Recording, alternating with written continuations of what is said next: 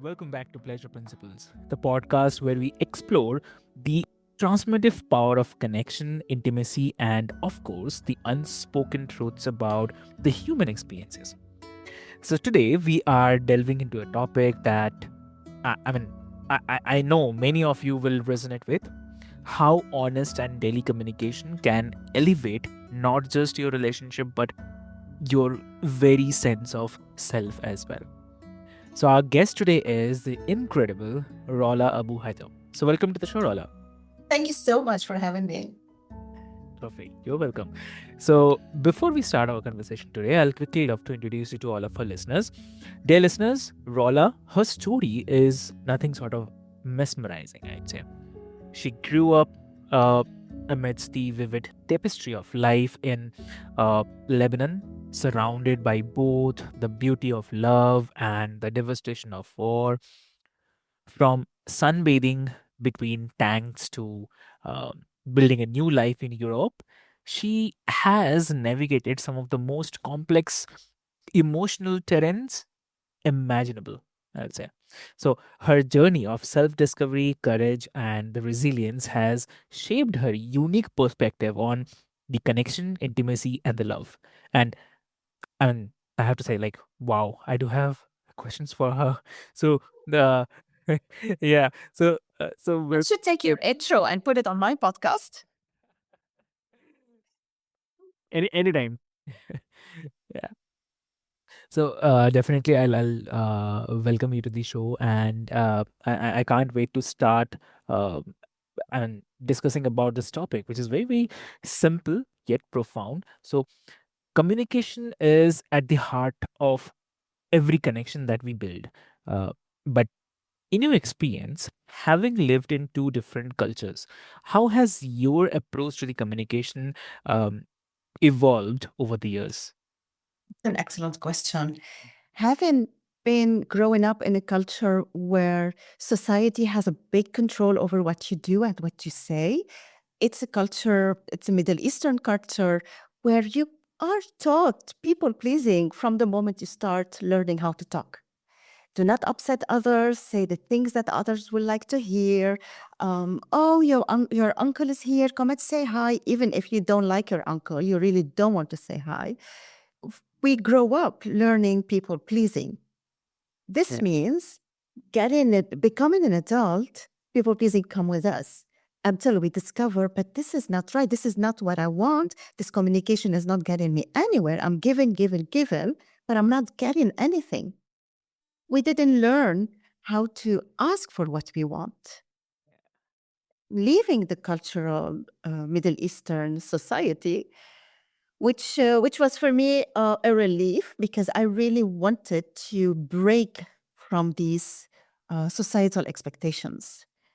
And when I say this, people think, oh, she wants her freedom. She wants to live her life. She wants to date boys and do all this crazy stuff, which is not. I want to feel like in my conversation and my communication, I'm the equal to the other. Mm, And exactly. I don't like it. right? Like you want to have a two-way conversation. True. And moving to the Netherlands, I moved with my ex. He's Dutch. I met him in the Netherlands. We had I, mainly our divorce was because of communication. We both have our traumas and we both have not learned how to talk, ask for what we want, listen to the other. And this made me discover yes, I'm from the Middle East and he is from Western Europe, but we both have really bad communication skills. Okay. And this is where my journey in exploring the right way of communication have started. Regretfully with a divorce, but thankfully with it too. Mm, wow. So, I mean, just wanted to ask, like, was there a moment when you realized that it's important in creating the intimacy? Yes, this is something I have learned in the past 12 years. Mm.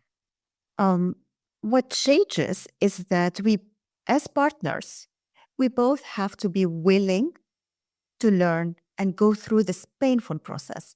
It's not a process of a day or two. It's not a promise you make and then you continuously break and apologize for it. It's hard work.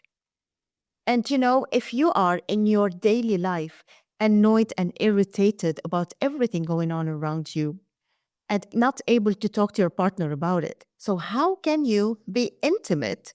So, intimacy, basically, not basically, truly, is a lie. You're faking your intimacy while an hour ago you were irritated and annoyed by each other and couldn't tell the one another why. Because one gets his ego offended and the other one feels not heard. And I'm not saying which one. It's a role play. Depending on the issue of the communication, this feeling arise. And this is where, in the past 12 years, my husband and I have been working really hard on learning the skills of communication to a benefit. And now we're really seeing it took us 10, 12 years to start enjoying the fruit of this communication. It's not perfect, but now we know how to deal with it. Mhm. Understood. And so you also mentioned about the safety in the communication. So um, for many who are sharing the fantasies, sexual or otherwise, feels like stepping into a highway without a net. So, what advice would you give to someone who wants to create that sense of trust with their partner but uh, doesn't know where to start? Correct. That's also an excellent question.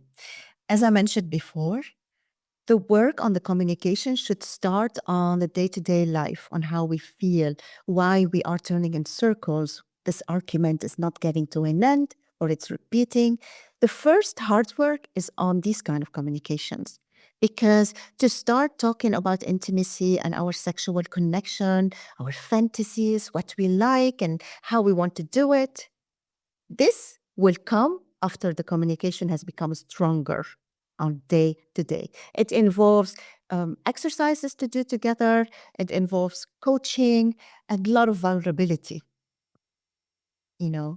And then what I think works best is to start having this connection, intimate connection conversations outside of the house when on a walk or in a restaurant or watching a movie.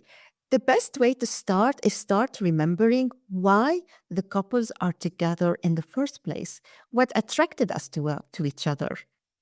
You know, go back memory lane with these hot, beautiful memories in the beginning.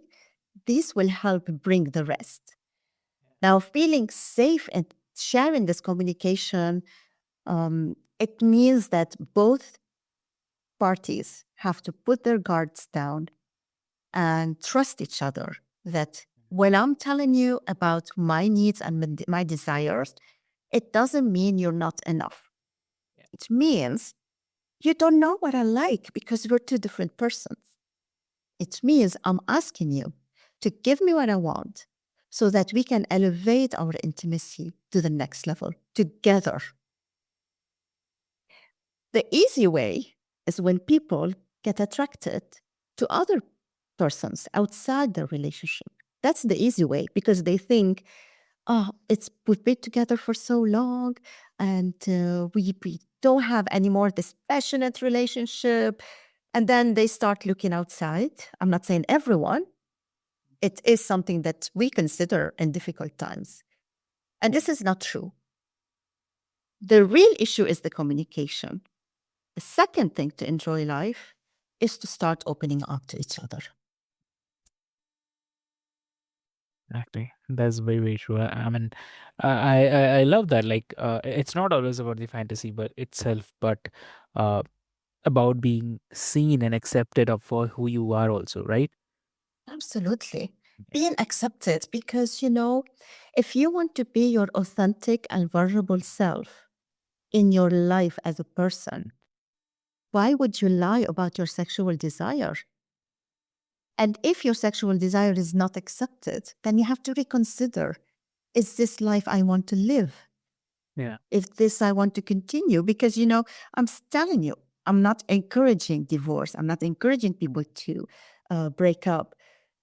one day after they've done the hard work and it still doesn't work, yeah, then you've done it all and other options are to explore. True. First, let's do the hard work that is breaking through this ego, this defensiveness, and but it's not in changing the other, it's in improving ourselves. Mm. Exactly, exactly. And also, there's one tricky thing. Like, what about when two people's fantasies and the emotional needs feel the worlds apart? So, uh, how do you navigate that gap without, like, uh, either of the person feeling invalidated? First, let's say, let the couple put their cards open. Mm. And then when they open their cards, if they think they can help each other, find a common ground, work towards something that satisfies both of them, this is where they need to start.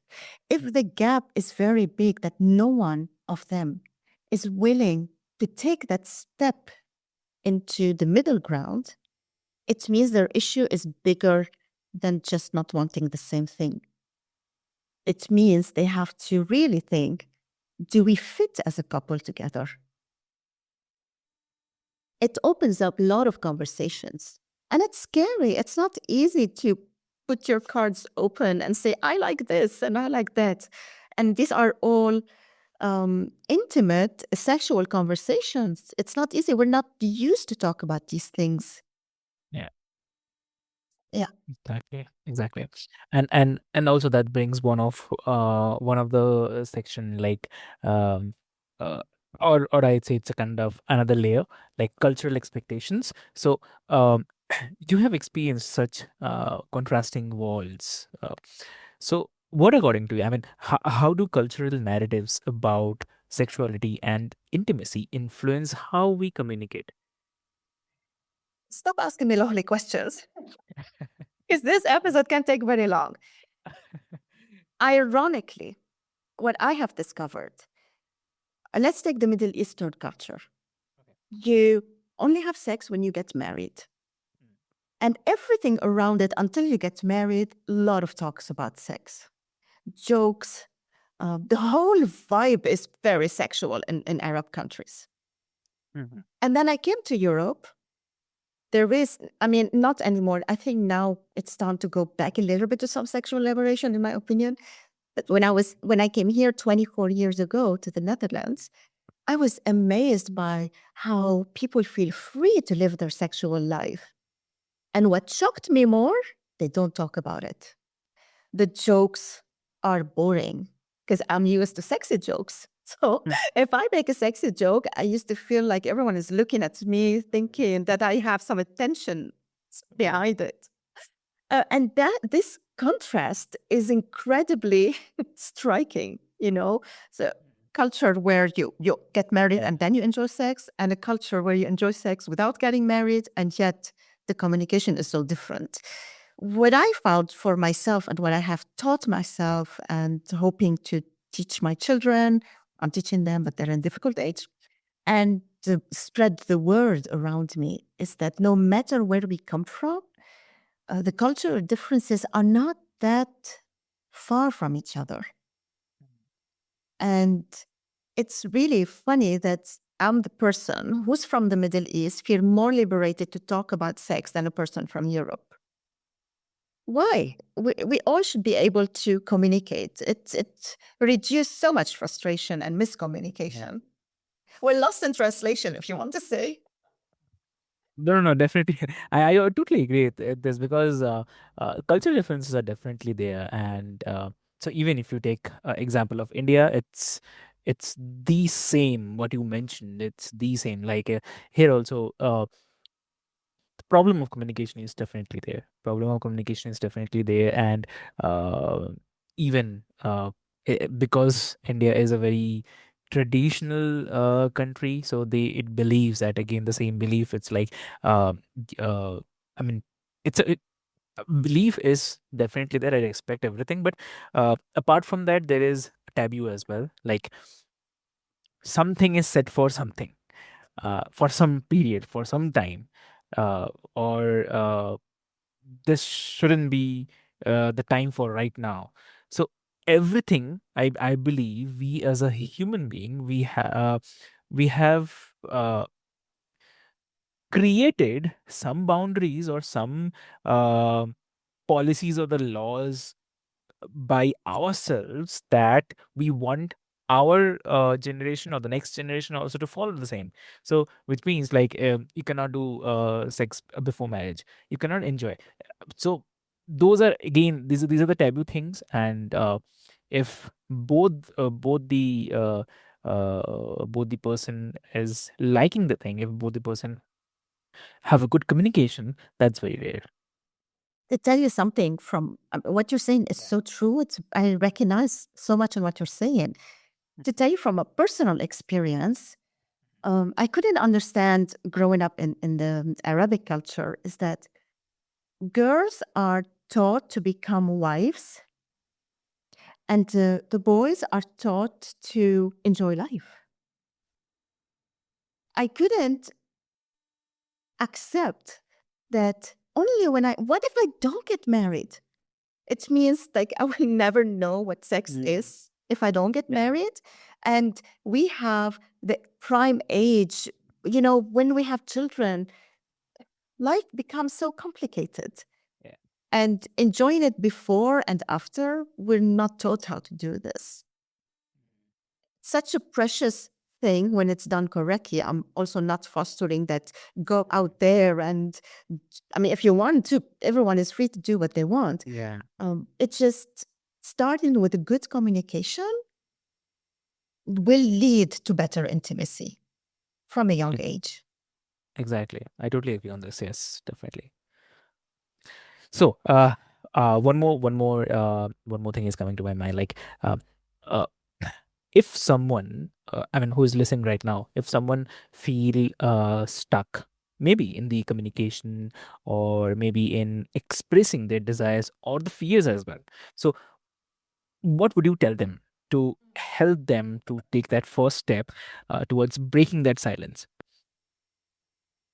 Okay, I'm taking you somewhere, but I'll bring you back to this topic. Okay, sure. All right. Mm. I was a finance manager for many, many years. And every year we have to put down our goals. And they say, okay, there is every year we have to choose a course, something to elevate our skills, to get better at something.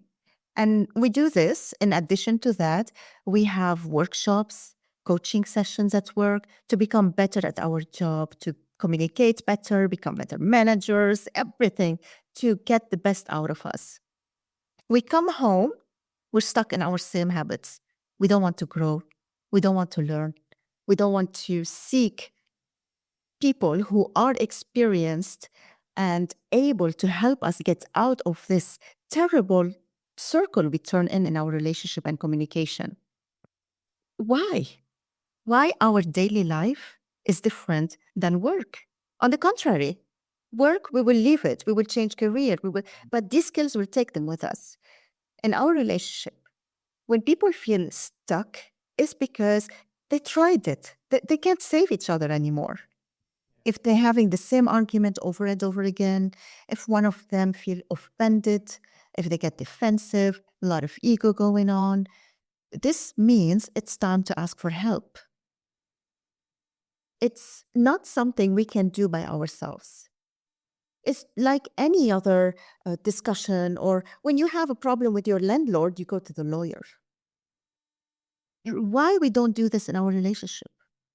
Why we just think, no, I can solve it, and this is how we should do it. No, we don't want help.